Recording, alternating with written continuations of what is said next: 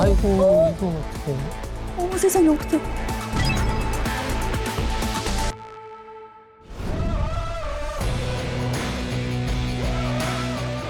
블랙박스를 여는 순간 생존의 단서가 드러납니다. 생존 블랙박스! 안녕하십니까. 생존의 단서 블랙박스 김재원입니다. 생존의 기록을 분석해서 여러분에게 건강의 단서를 찾아드리는 시간입니다. 대한민국 최고의 전문가 그룹 소개합니다. 서울대 의대 강주순 교수, 응급의학과 전문의 최재용 교수, 그리고 정형외과 전문의 오승목 선생님 모셨습니다. 어서 오십시오. 안녕하세요. 반갑습니다.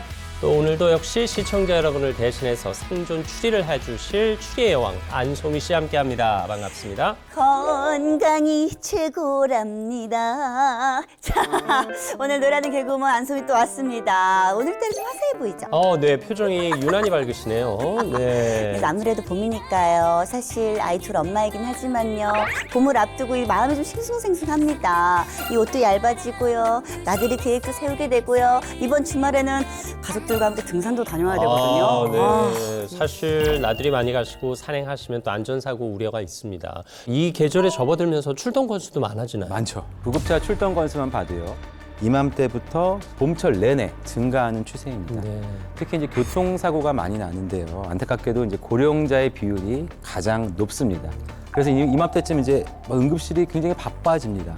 오승목 선생님도 환자 넣으실 텐데. 정형외과도 마찬가지겠죠? 네, 맞습니다. 겨울이 되면 겨울철 활동을 줄이시고 집안에만 계시다가 봄이 돼서 밖으로 나오셨을 때 충분한 스트레칭이나 몸풀기를 하지 않고 운동을 하시거나 등산 등을 하실 때 낙상 사고나 넘어져서 생기는 일들이 많이 생깁니다. 네, 실제로 어르신들이 어떤 위험에 노출되는지 저희 블랙박스 생사의 기록에서 살펴보시겠습니다. 네, 우리가 안전하다고 생각하는 횡단보도인데요. 실제로 사고가 빈번하게 일어나고 있습니다. 이거 좀 불안해지는데요. 중간에 갇힌 거죠. 벌써 불안한데요, 지금. 저거 오토바이 위험한 거 아닌가요? 아니에요?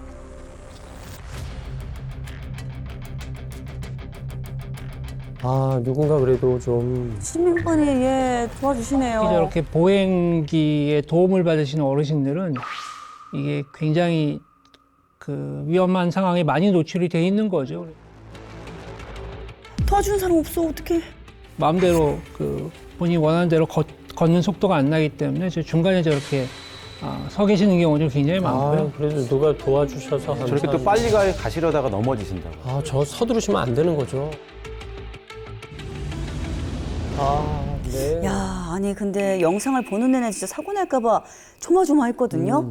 근데 사고가 나지 않아서 정말 다행이지만 사실 늘 도움을 기대할 수는 없는 거잖아요. 그렇죠. 신호가 바뀌었는데도 아직 건너고 계시거나, 그리고 또 도로 한가운데 갇힌 경우 유난히 불안하실 테고, 그리고 오히려 시간 맞춰서 서둘러 가시려다가 또 더 큰 사고가 날 수도 있고, 이게 보행 시간 제한이 조금 여러 가지로 불안하네요. 그렇죠. 그게 이제 가장 큰 원인 중에 하나가 그 횡단보도에서의 보행 시간이 젊은 사람들의 보폭에 맞춰져 있다는 거거든요. 그래서 젊은 사람들은 한 1.2에서 1.4m를 움직이는 반면에 어르신들은 0.8m 정도의 이동이 가능합니다. 그러니까 제한된 시간 내에 길을 못 건너시게 되고 중간에 이제 계속 갇히시게 되는 그런 상황들이 빈번하게 발생을 하는데, 이걸 분석을 해보니까 어르신들 100분을 놓고 봤을 때 고작 한두 번만 그 시간을 맞출 수 있다라는 거예요. 그러니까 이 부분에 대한 것도 사실 우리가 좀 그 보행 안전을 위해서 좀 많이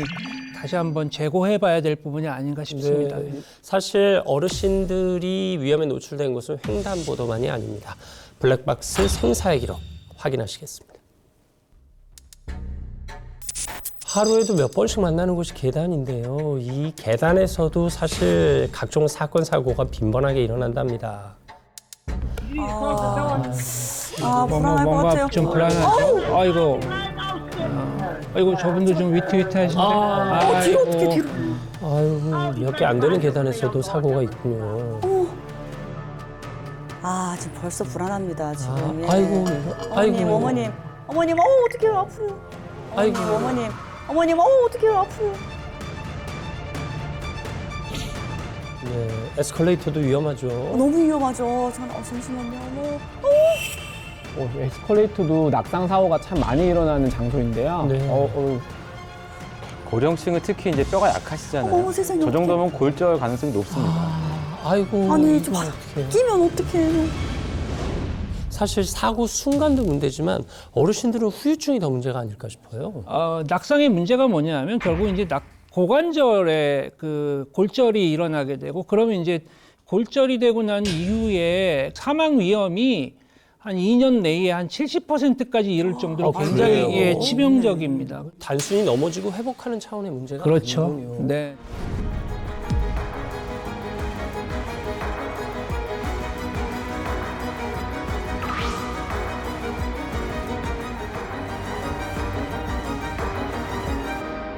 이렇게 위험한 거라면 미리 알고 예방을 해야 될 텐데요. 원인부터 찾아봐야 되겠습니다. 자, 보행사고 위험을 높이고 낙상의 위험마저 갖고 있는 이 치명적인 원인. 소리로 한번 짐작해 보시겠습니까? 이 소리에 힌트가 담겨 있습니다.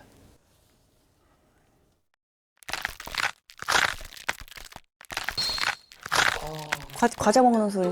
이게 뭐 이 가는 소리인가요? 풍선 씹어 먹을 때 소리. 풍선도 씹어 드세요?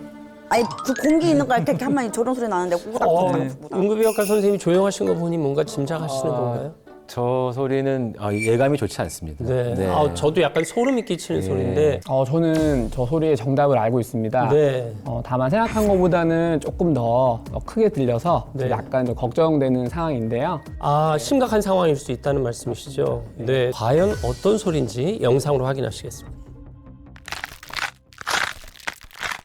우와. 이게 무릎에서 나는 소리라고요? 네, 이 소리는 바로 관절염 환자 무릎에서 나는 관절 소리입니다. 관절이요? 아니, 무릎에서 저런 소리가 난다고요? 왜 이런 소리가 나는 건가요? 관절염이 진행되면 이 관절 연골이 닳으면서 윤활 기능이 떨어지고 그 상태에서 무릎을 움직이면 그 뼈 표면이 닿는 수도 있고 혹은 거친 연골이 서로 스치면서 혹은 부딪히면서 이런 소리가 나게 됩니다. 네. 일단 관절염 있으면 걷는 게 불편하시니까 낙상 위험도 더 커지겠군요. 네, 맞습니다. 저희가 설명을 위해서 무릎 모형을 하나 준비를 했는데요. 우리가 하루에 약 10만 번 정도 무릎을 구부렸다 폈다 합니다. 10만 번이요? 네, 생각보다 많이 하죠. 네. 그런데 연골이 손상되면 충격을 흡수하는 기능이 떨어져서 관절에 염증이 생기고 통증이 계속되면서 본인도 모르게 아픈 무릎에 체중을 덜 싣게 되는데요. 한쪽으로 쏠리는 편측 보행이 반복되면 무릎 주변의 근육 사용도 줄어들면서 지지력과 균형 감각이 함께 떨어지게 됩니다. 그래서 계단 같은 작은 단차에도 쉽게 균형을 잃고 넘어지게 되면서 낙상 위험이 높아지게 되는 것입니다. 이게 결국 연골이 손상되는 게 가장 큰 문제군요. 그렇죠. 이 연골 두께가 어느 정도 두께라고 상상을 해보실 수 있어요? 그래도 우리 체중 생각하면 뭐 2, 3cm는 돼야 될 것 같은데. 고작 3mm밖에 안 됩니다. 굉장히 얇은 거죠. 네. 아까 말씀드렸던 3mm 두께의 연골입니다. 이걸로 이제 우리가 평생 살아나가는 거거든요. 아껴 써야 되는. 네, 아껴서 써야 되는 그런 부위입니다. 그래서 그 연골이 과연 어떻게 닳고 손상되는지 제가 간단한 실험으로 좀 보여드리겠습니다. 네. 이게 이제 저 다리의 무릎 부위라고 생각을 하시면 되고 이 곤약이 연골이라고 생각을 하시면 되고요. 우리가 움직이고 또 걷고 할 때 관절이 막 움직이게 되면 이 연골이 사용하게 되거든요. 연골을 사용하게 되는데 심한 충격이나 외 압력이 가해지게 되면 결국은 이렇게 됩니다.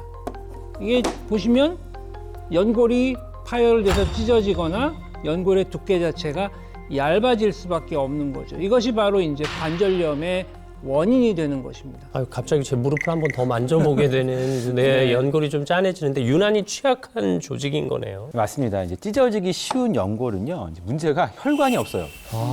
혈관이 있어야지 뭐가 좀 아물고 그럴 텐데. 그리고 세포 수도 굉장히 적은 편이에요. 그래서 한 번 손상되면 회복하기가 쉽지 않은데요.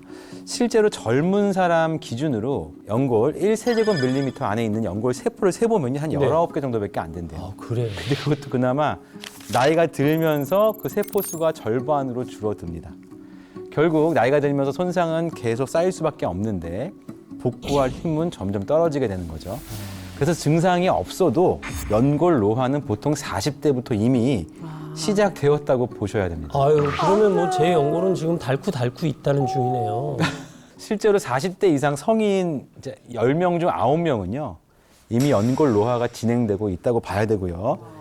65세 이상이 되면 4명 중 1분은 퇴행성 관절염 진단을 받을 정도로 이미 손상이 심해지는 것으로 나타났습니다. 네, 관절염 말씀하신 대로 국민 질환이라고 해도 과언이 아닙니다. 이 관절염이 노후의 일상을 어떻게 바꿔놓는지 저희 제작진이 블랙박스가 되어 현장을 기록했습니다. 함께 보시죠.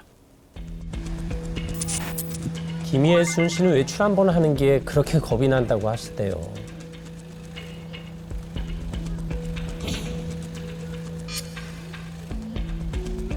신호 건널 때마다 무릎이 아프니까 빨리 못 건너서 무서울 때가 많아요. 아이고 신호 바뀌네.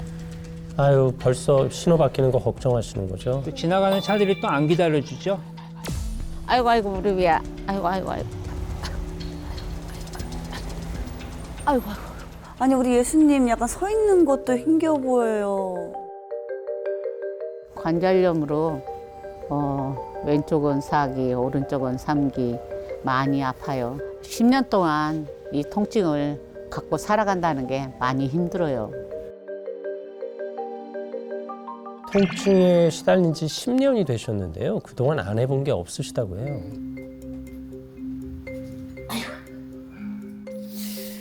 아유, 저 파스 저렇게 계속 뿌리시면 피부에. 일시적인 거밖에 안 되기 네. 때문에. 아이고 내 다리가 같지가 않네. 꾹꾹 쑤셔서 잠 깨기도 하고 설치기도 하고 그럼 자다 일어나서 또 파스도 바르고 붙이기도 하고 뿌리기도 하고 그래요. 양쪽이 다 그랬어요. 엄청 심했는데 한쪽은 너무 아파갖고 수술했어요. 이게 수술한 자리예요. 수술하고 나서 엄청 후회했죠. 너무 아프니까. 똑바로 걷고 막 달리기도 하고 다 할 줄 알았죠. 그랬는데 안 한 다리가 그때도 굉장히 심했거든요. 한쪽 수술할 때도 이쪽 다리가 그렇게 좋지는 않았는데 요즘엔 조금 점점 더 아파오고 있어요.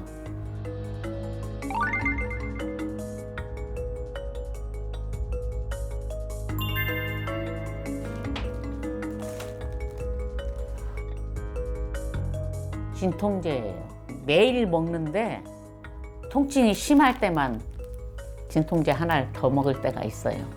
근데 이제 약을 많이 먹어서 그런지 요즘에는 속이 많이 안 좋아졌어요. 그렇죠. 예. 아유, 그럼 저 어떻게 관리하셔야 돼요? 아, 안타깝습니다. 아니 이 인공관절 수술도 하시고 저렇게까지 관리를 하시는데도 이 통증 때문에 힘들어하는 모습이 너무 안타깝더라고요. 아 근데 인공관절 수술을 해도 이 통증이 완전히 없어지진 않나 봐요. 예, 그렇습니다. 그래서 수술을 하려면 일단은 다른 연골 부분은 잘라야죠. 제거를 하고 인공관절을 박아 넣어야 되죠. 그런 과정이 반드시 포함되기 때문에 절개 부위도 있고 주변의 근육과 인대, 관절막 같은 조직들이 손상될 수도 있죠. 그래서 회복 과정에서 통증이나 불편감이 남을 수도 있습니다. 그리고 인공관절이 요즘 너무 좋아져서 꽤 오래 씁니다. 하지만 영구적으로 사용할 수는 없죠. 대부분 10년은 넘기지만 한 20년 이내로 사용하게 되는데 시간이 지나면서 인공관절 자체가 마모될 수도 있고 인공관절은 괜찮은데 그 주변에 노화, 염증 이런 반응으로 인해서 또 불편감이나 통증이 다시 나타나는 경우도 있습니다. 고령화 시대에서 수술을 일찍 하게 되면 수술을 또 해야 되는 상황이 될 수도 있고 그럴 가능성도 있죠. 그러니까 이제 어르신들 같은 경우는 무릎에 통증이 있을 때 뼈 주사라고 해서 네, 맞습니다. 저기 가면 한 번 주사 맞고 나니까 좋아져라고 해가지고 많이 맞으시는데 그게 다 스테로이드 주사입니다. 이게 이제 반복적으로 맞게 될 경우에는 더 악화가 될 수 있고요. 그다음에 이제 우리가 연골 주사라고 알려져 있는데 그 히알루론산이라고 하는 성분을 가지고 있거든요. 그 일부 사람에서는 그 주사 후에 오히려 그 염증 반응이나 통증이 또 나타났다라는 보고도 있거든요. 그러니까 주사 치료라고 하는 게 그냥 단순히 통증 조절의 수단으로 좀 이해를 하시고 연골에 무리가 가지 않는 그러한 이제 그 일상생활의 습관이 개선하는데 신경을 쓰시고 운동 치료도 함께 고려하시는 것이 좋겠습니다. 그러면 우리가 관절을 망치는 습관을 좀 미리 알고 예방해야 되지 않을까요? 그렇습니다. 이 관절을 오래 쓰려면 관절에 무리 가는 행동은 안 하는 게 좋습니다. 그래서 제가 관절에 부담을 주는 생활 속 요인들을 키워드로 준비해봤는데요. 안소미의 건강 망치는 블랙리스트.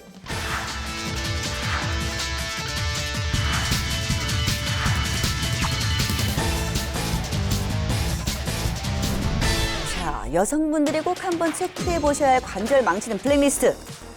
바로 이겁니다. 집안일. 집안 노동이 가사 노동이 위험하다는 뜻이네요. 그렇습니다. 이 아이 키우고 집안일 해보신 분들은 다 아실 텐데요. 마늘 까다가도 양파 까다가도 어느 순간 그냥 쪼그려 앉아있게 되고 걸레질도 바닥에 양반 다리로 앉아서 하고 이렇게 떨어지면서 아시죠? 네. 나도 모르게 몸이 편한 자세를 찾게 되는데 이렇게 집안일을 할 때 우리가 편하다고 하는 자세들이 관절에는 굉장히 힘든 자세라고 합니다. 지금 말씀하신 것처럼 이 집안일 할 때 무릎을 꿇거나 쪼그려 앉거나 다리를 꼬는 이 자세 자체는 이게 무릎 관절에 굉장히 큰 부담을 줍니다. 특히 이제 쪼그려 앉는 자세에는 무릎에 가해지는 하중이 그래서 한 7.6배 정도 되는 하중이 실리게 되거든요.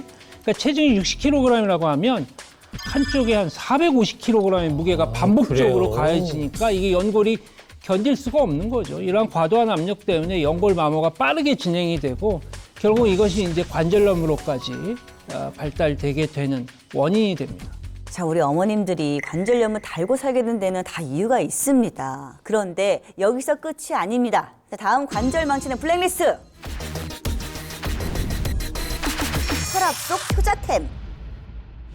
글쎄요, 뭐 언뜻 느끼기는 서랍에 파스 하나쯤은 갖고 계시니까 파스 아닐까요?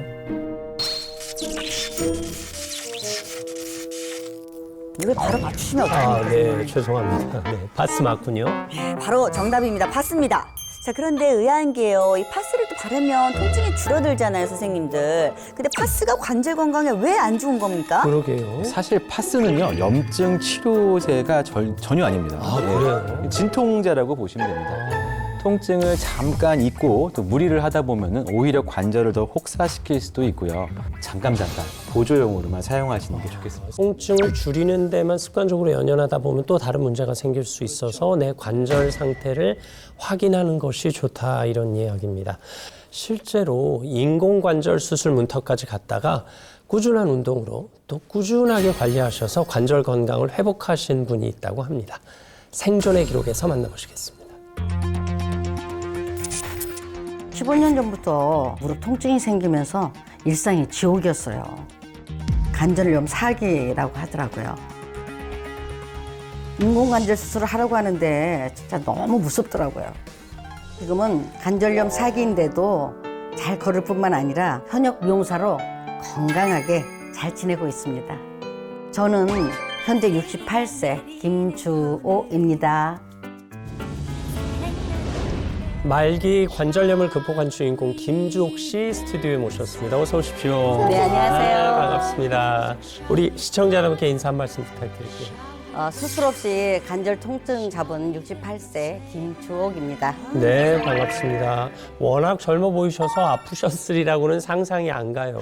네. 지금은 이제 제가 이렇게 말짱하게 걸어 들어왔잖아요. 전에는 정말 심했을 때는 한 발짝도 못 뜯었어요. 그래요? 예, 예. 네. 그래서 고생도 좀 많이 했었죠. 실제 관절 상태가 어느 정도였나요? 이제 아프다가 보니까 이제 그 MRI를 가서 이제 찍었는데 오른쪽 다리는 4기, 뭐 왼쪽 다리는 3기, 뭐 이렇게 진단이 내려져가지고 그때 이제 선생님이 그러시더라고요. 이제 인공 수술을 고민해볼 단계까지 왔다고. 네, 당연히. 네, 그렇게 말씀을 하셨어요 그때 다시. 그래가지고 정말 뭐 그때 한 50대 한 이제 좀 60도 안 됐을 때니까 너무 이제 뭐 정말 심각하게 받아들였어요. 속상하셨겠네요. 속상한 정도가 아니라 뭐 하늘이 무너지는 것 같았어요. 아니, 그 정도로 심각하셨는데 왜 인공관절 수술을 안 받으신 거예요? 아니 그래서 이제 물론 이제 선생님도 이제 저한테 말씀하시기를 너무 일찍 하게 되면 또 한 70, 80대쯤 돼서는 다시 또 할 수도 있다고. 그때부터 정말 이제 이거 관리는 내가 해야 되나 보다. 이제 그렇게 생각을 하고 이제 그때부터 관리했었죠. 열심히. 네. 그러면 지금은 어떠세요? 통증이 거의 없어요? 지금은 뭐 전혀 통증이 없습니다. 전혀요? 네. 계단도 잘 오르시고? 계단도 제가 이제 19층에 사는데 네. 그냥 운동 삼아서 가끔 19층까지 잘 올라가요. 네. 도대체 이분에게 무슨 일이 있었던 걸까요? 어떤 방법으로 어떻게 관리를 하셨던 이제 거예요? 그래서 이제 그때 이제 저도 이제 미용실을 하고 있으니까 뭐 자전거로 출퇴근도 하고 네. 시간 나는 대로 이제 헬스장에 가서 근력 운동하고 이제 그러면서 이제 나름대로 관리를 좀 열심히 했죠. 과연 어떤 일상을 살고 계신지 우리 68세 김주옥 씨의 일상으로 들어가 보겠습니다. Wake up in the morning, 햇살이 좋나 따스한 카페 모카 살며 쉬는 주무시는 얼굴이 참 편안해 보이는데요. 그러게요. 초콜릿 같아 사르르 녹아 아유,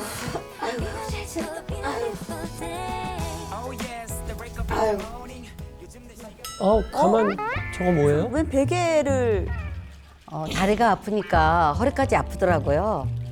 저러면 덜 아프다고 해서 제가 항상 다리 밑에 베개를 대고 자고 있어요. 그러니까 저렇게 되면 이제 다리 근육들 이완해 주니까 다리하고 허리까지 전체적으로 좀 편안해지죠. 네, 이제 편안해. 안에 찜질이나 좀 할까? 야, 아침에 온찜질 하시나 봐요. 나름대로 방법이 있으시군요.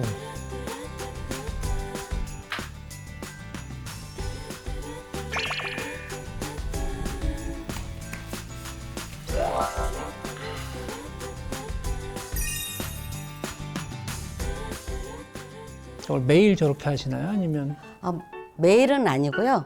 그래도 이제 조금 내가 일어났을 때 컨디션이 좀 안 좋다든가 뭐 이럴 때에 따라서 자주 해주는 편이에요. 관절이 붓고 열이 난다는 것은 급성 염증 반응을 시사하기 때문에 염증질로 혈관을 살짝 이렇게 수축시켜주면 부기와 염증 반응을 좀 가라앉히는 데 도움이 되고요. 반대로 관절이 굳고 뻣뻣할 때는 혈류가 좀 줄어든 상태라고 볼 수 있습니다. 그렇기 때문에 온찜질로 혈액순환을 늘려주면 관절이 좀 더 잘 풀어지고 움직임도 한결 편해질 수 있습니다. 뭐 드시는 거죠? 철갑상어 콘드리친이라는 건데요. 예전에 제가 무릎이 아프고 막 염증이 심하고 뭐 잠도 못 자고 정말 생활이 안 됐을 때 그때부터 먹기 시작했어요. 꾸준히 드셨군요. 네.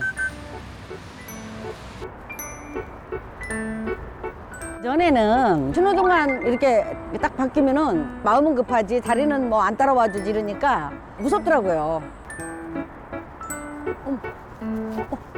보행에 전혀 문제가 없어 보이시나요? 그러니까요. 네. 네. 아유, 지금은 이제 어쨌든 그런 통증도 없고 그래서 정말 뭐 문제 없습니다. 뭐 날아갈 것 같아요.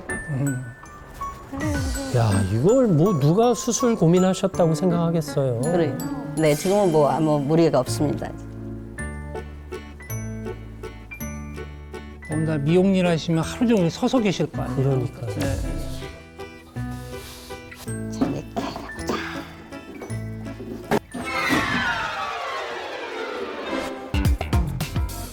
다 뒷정리를 혼자 그게 하고 뭐예요? 집게? 집게를 갖다 놓고 웬만하면 그냥 서서 찝어내고 쭈그러 앉는 일을 거의 안 하죠. 이렇게 쭈그르고 앉는 게 굉장히 안 좋다고 해서. 무릎에 부담 안 가게 하는 네. 거. 어머, 너무 잘하셨다. 청소하거나 물건을 주울 때 쪼그려 앉게 되는데 그러면 무릎 관절염이 더 악화할 수 있습니다.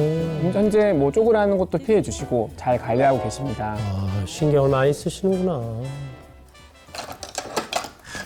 안녕하세요. 머리 좀 하려고요. 왔어. 머리 할 때 됐나 벌써? 잘 지냈어?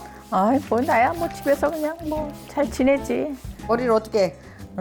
저기 뭐야 그냥 뭐 항상 하던 식으로.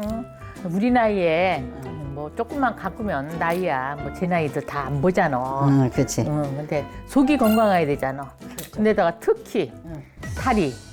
다리가 멀쩡해야지 어디 여행도 다니고 어디 그러는데 다리가 아프면 예전에 많이 아픈 걸로 내가 알고 있는데 요즘 다리 괜찮아? 언니 지금 봐봐. 무릎이 아주 탄탄해. 관리를 워낙 잘하고 운동 열심히 하고 그래가지고 지금은 뭐 통증도 없고 해서 그냥 잘 하고 있지. 이렇게 머리도 해주고. 그러게 얼마나 다행이야. 내가 그냥 그전 때 봤을 때는 아유 저 일을 계속 할 수 있을래나 그 정도로 그때는 일하다가 심각했는데, 제가 한 그때도 쉬는 데도 있었잖아. 나 고생한 일 생각하면 아유 그게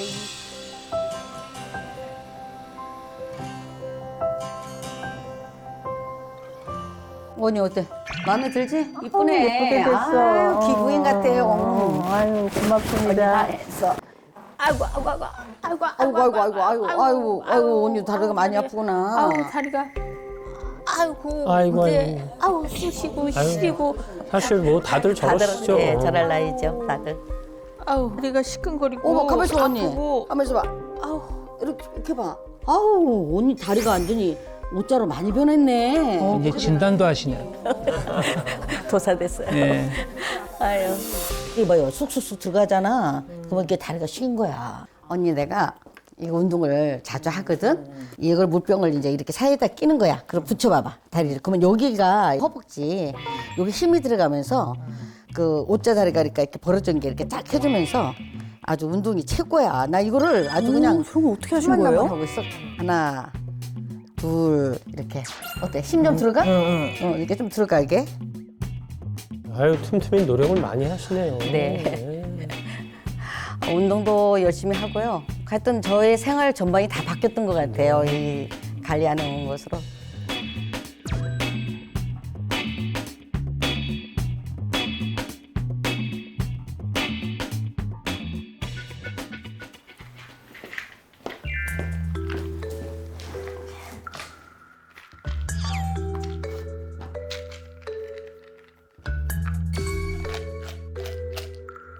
이게 뭐야? 이게 언니 철갑상어 콘드로이틴이라고 제가 무릎이 한참 그 시리고 그 아파서 잠 못 자고 그랬을 때가 있었거든. 근데 이거를 꾸준히 먹어주니까 좀 고통에서도 벗어나고 그리고 뭐 밖으로 돌아다녀도 크게 뭐 아파서 뭐 못 걷는 일이 없더라고. 사람마다 좀 틀리기도 하겠지만 뭐 나는 이제 뭐 도움이 많이 됐지. 나도 먹어야 되겠네. 드셔보셔요. 알았어. 철갑상어 콘드로이친.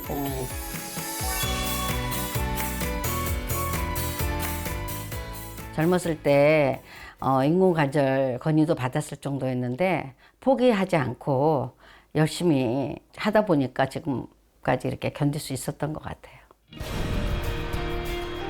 김종욱 씨가 관절 통증을 극복할 수 있었던 생존 단서는 허벅지와 무릎 근육을 단련하는 운동, 관절을 망치는 자세를 피하고 그리고 연골세포 재생을 돕는 철갑상어 콘드로이친 섭취였습니다.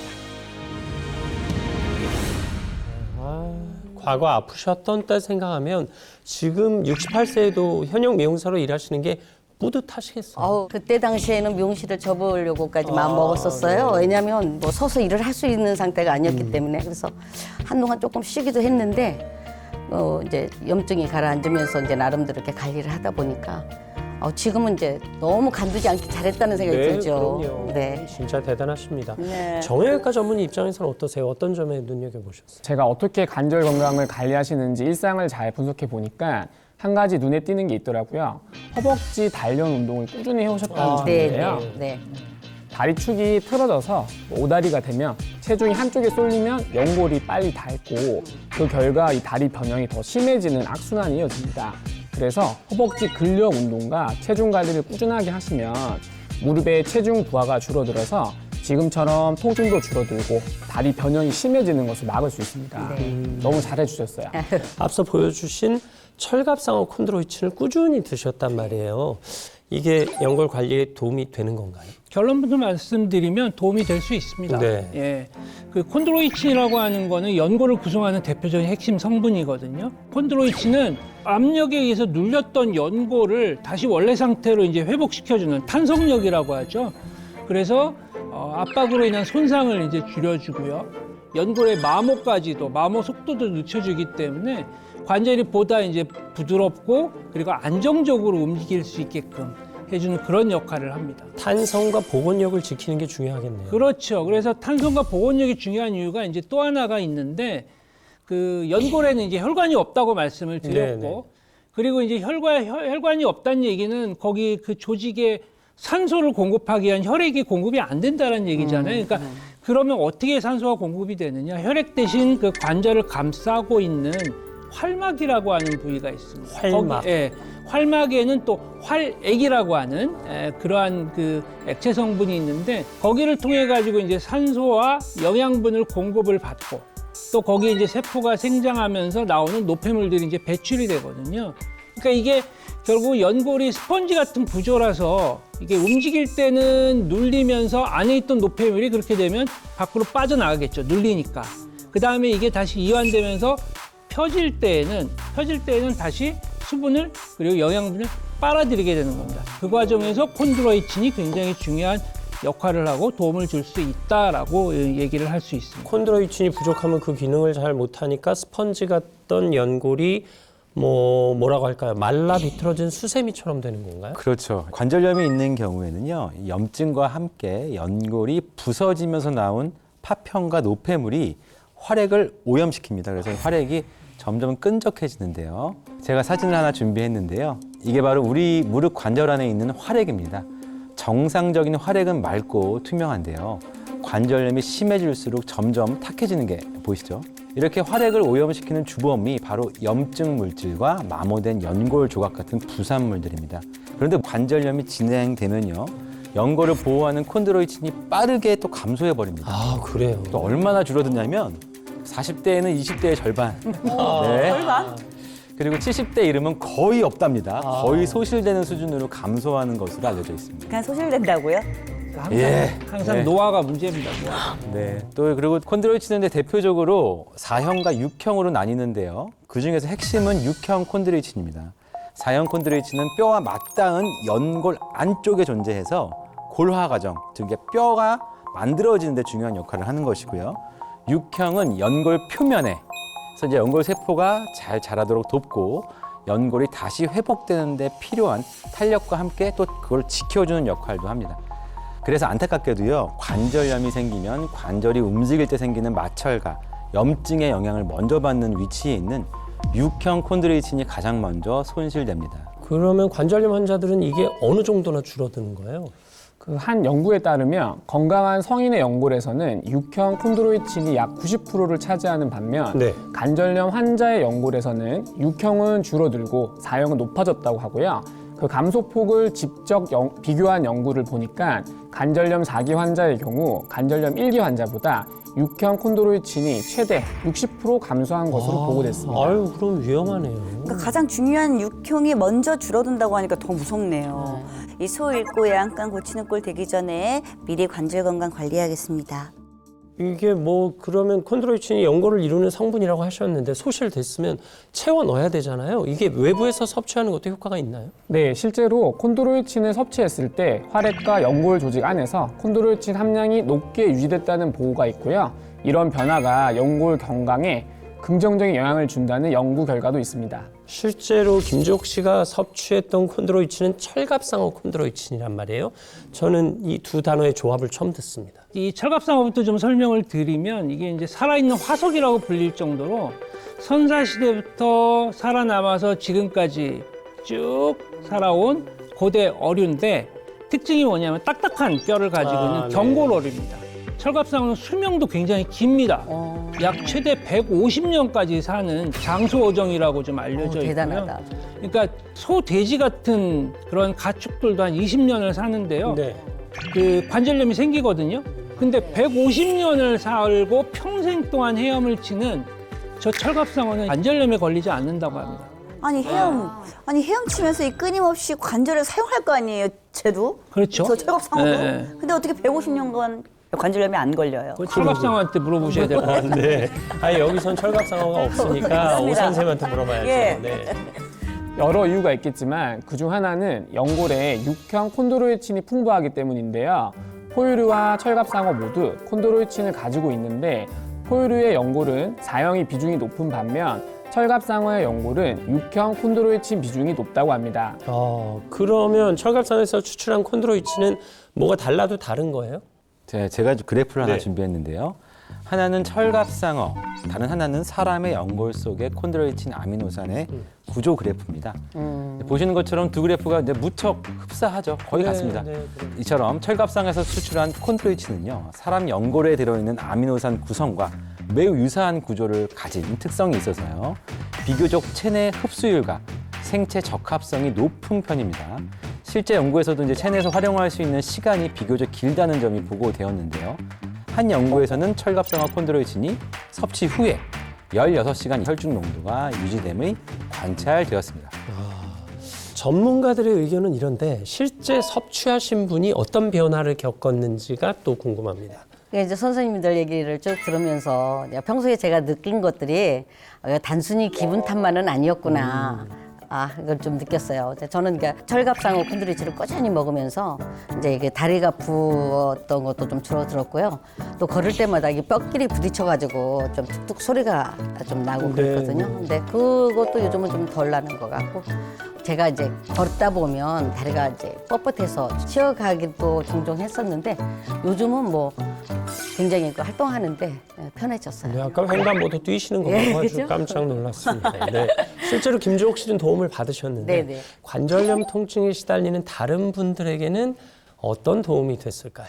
블랙박스 임상의 기록에서 살펴보겠습니다.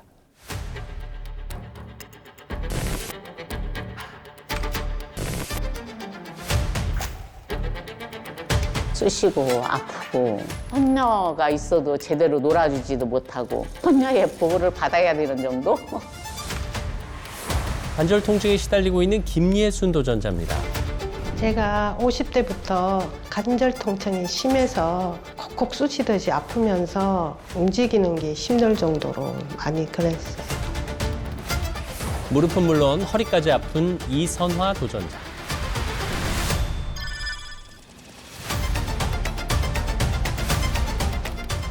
먼저 김예순 도전자의 경우는 그 보행 능력이 굉장히 저하된 상태였고요. 혈관 건강이 무너진 것은 물론 체내 염증 수치도 높은 게 확인되었습니다. 그러면 이선화 도전자는 어땠을까요? 마찬가지로 보행 능력이 떨어진 상태였고요. 혈관 상태도 나쁘고 염증 수치도 높아서 빠른 관리가 필요한 상태였습니다. 김예순 씨는 엑스레이를 좀 찍어봤는데 왼쪽 무릎은 인공관절 수술을 이제 하셨고요. 근데 이제 오른쪽 같은 경우 이제 관절염 3기로 확인이 되거든요. 이선화 씨 같은 경우는 양쪽 무릎 모두 관절염 3기로 나왔습니다. 이 상태에서 더 발전을 하게 되면 4기까지로 갈 수가 있고요. 4기가 되면 이제 수술적인 치료를 고려하는 그런 단계로 볼 수가 있겠습니다. 그래서 평소에 이제 관리를 잘 하시는 게 굉장히 중요하겠고, 그것들을 위해서는 우리가 종아리 근육, 허벅지 근육을 키우는 게 필요하거든요. 그래서 평상시 식습관 조절도 잘 하시고 하체 근력 운동을 열심히 하셔서 관절염이 더 발전하지 않게끔 해주는 게 중요하겠습니다.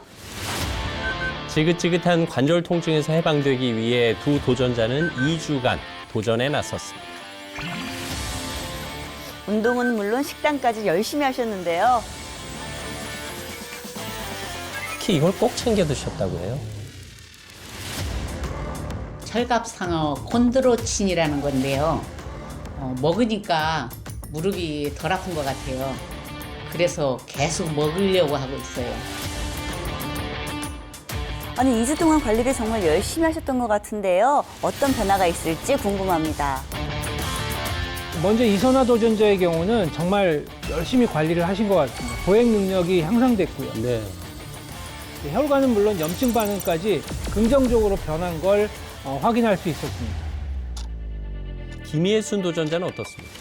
먼저 보행 능력이 3.2초가량 빨라졌어요. 특히 당화혈색소와 체내 염증 반응이 줄어든 걸 검사 결과 확인할 수 있었습니다. 네, 아유 관절염으로 고생하셨던 두 분이 그래도 좋은 결과를 얻게 돼서 참 그러게요. 마음이 놓입니다.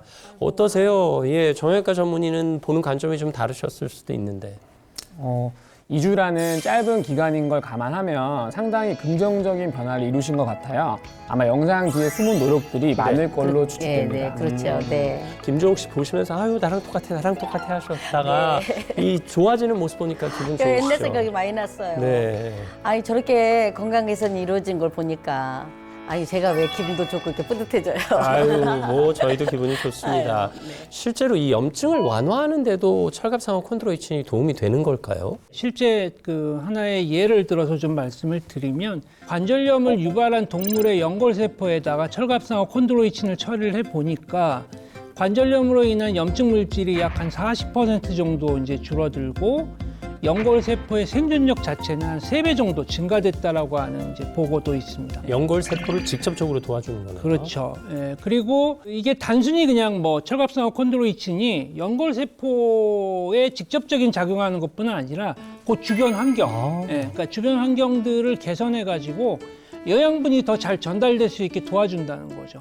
그래서 사진을 보시면 관절염을 유발한 동물의 연골 표면은요 굉장히 울퉁불퉁하고 네. 균열이 좀 많은 상태인데 철갑상어 콘드로이친을 투여한 뒤에는 표면이 더 매끄럽고 아주 균일하게 유지되는 모습이 관찰됐습니다. 네. 오, 정말 이 표면이 매끈해졌네요. 네, 네. 근데 관절염 환자분들 입장에선 무엇보다 이 견디기 힘든 게 통증일 것 같거든요. 근데 이 관절 통증을 줄이는 데 도움이 될까요? 네, 그래서 통증 완화와 관련된 연구 결과도 있습니다. 관절 통증이 있는 45세 이상 성인에게 3개월간 콘드로이친을 섭취시켜 보니 약 6주 후부터 통증 감소가 나타나기 시작했고 3개월 이상 섭취한 경우 통증이 약 45% 감소한 결과가 보고됐습니다. 그리고 관절 통증이 줄어들면 자연스럽게 걷는 속도도 좋아지게 되는데요. 실제 관절염 환자 80명을 대상으로 콘드로이친을 6개월간 섭취하게 한 뒤 20m를 걷는 데 걸리는 시간을 비교해 봤더니 섭취하지 않은 대조군보다 걷는 시간이 더 단축됐다고 합니다. 네, 뭐 통증 줄어들고 걷는 거 편해지면 일단 넘어질 걱정 안 하셔도 되잖아요. 거의 다 나은 거죠. 네, 맞습니다. 네. 그리고 철갑상어 콘드로이친은 소나 일반 상어에서 얻은 것보다 분자 크기가 더 작아서 체내 흡수율이나 항산화 작용면에서 더 유리할 수 있습니다. 왜냐하면 분자가 작을수록 혈액을 타고 관절 조직까지 도달하기가 더 쉽고 연골을 손상시키는 활성 산소를 제거하는 작용도 효율적으로 일어날 수 있기 때문입니다. 제가 이해를 돕기 위해 실험 영상 하나 준비했습니다. 네. 이 꺼즈가 뼈랑 뼈 사이의 연골이라고 가정하고 걷고 움직이는 과정에서 반복적으로 충격을 받으면서 관절에 염증이 생긴 거라고 가정해 볼게요. 네. 그렇다면 콘드로이친을 섭취했을 때는 어떤 변화가 나타날까요? 오, 점점 색이 편한다. 엷어지는 점점 것 색이 같죠? 옅어지는 게 보이시죠? 네, 그러네요. 그리고 철갑상어 콘드로이친은 포유류에서 얻은 것보다 분자 크기가 더 작아서 체내 흡수율이나 항산화 작용 면에서 긍정적인 영향을 준다는 연구 결과도 있습니다. 도움을 받으신 입장에서 이렇게 전문가들의 설명을 들으니까 어떠세요? 실험 영상까지 보시니까. 아우 정말 이제 저도 모르게 저게 내 연골이라는 생각을 하게 돼서 제 연골도 정말 실제로 저렇게 깨끗해졌으면 좋겠어요. 네. 아니, 저도 관절염에 신경을 쓸 나이다 보니까 오늘 나눈 이야기들이 더 와닿았던 것 같은데요. 철갑상어 콘드로이친 먹을 때 저희 뭐 주의할 점이 따로 있을까요? 네, 임신부 및 수유부는요 섭취에 주의가 필요하겠고요. 또한 알레르기가 있거나 특정 질환이 있다면 전문의와 상의 후에 섭취하시기를 권장드립니다. 생존의 단서 블랙박스. 오늘 건강의 단서, 생존의 단서 확인하겠습니다.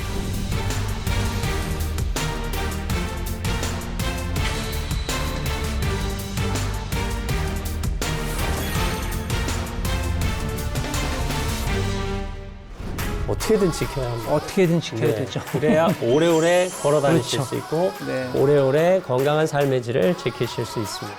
생존의 단서 블랙박스. 다음 주에도 유용한 정보 가지고 다시 찾아뵙겠습니다. 오늘도 함께해 주셔서 감사합니다.